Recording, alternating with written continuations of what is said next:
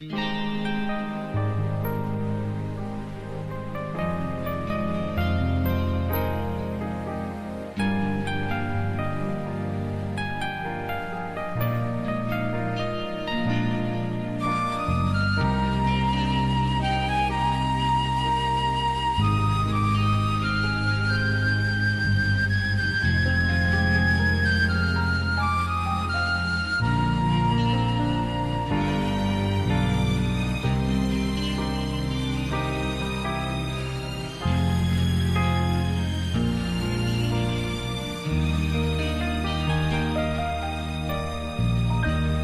นครั้งหนึ่งซึ่งชีวิตเฮาได้ผ่านมีทั้งความหวานความเศร้าระทมปนกัน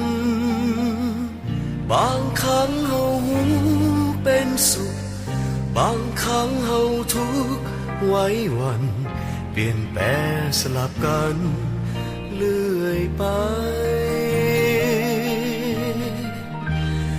เคยได้สุขอยู่กับฮักดีหวานซื่นฮักปานจะคืนฮักกันยั่งยืนสดใสถนอมความฮักไว้มันคิดว่าฮักนั้นบ่นายด้วยความมั่นใจในสัมพันธ์หลายปีผ่านมาโอ้อานิจจาความฮักที่ข้าหมายมันวิมานทลายสลายพลันคล้ายกับเฮานอนฝันแล้วก็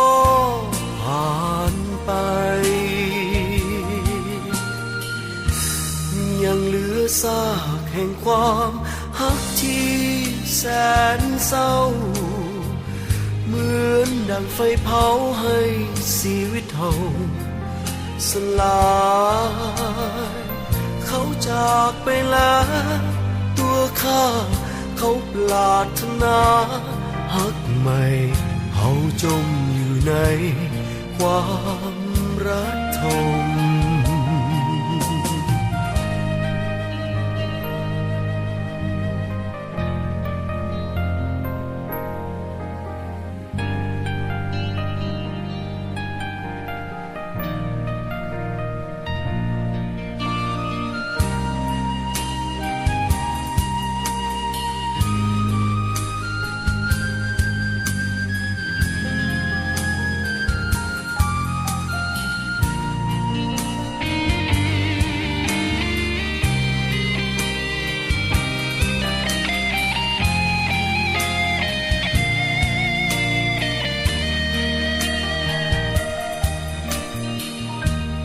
หลายปี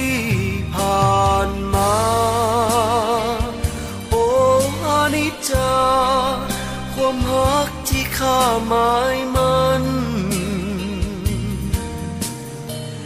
วิมานทลายสลายพลันคล้ายกับเฮานอนฝันแล้วก็ผ่านไปยังเหลือซากแห่งความฮักที่แสนเศร้าเหมือนดังไฟเผาให้ชีวิตเฮาสลายเขาจากไปแล้วตัวข้า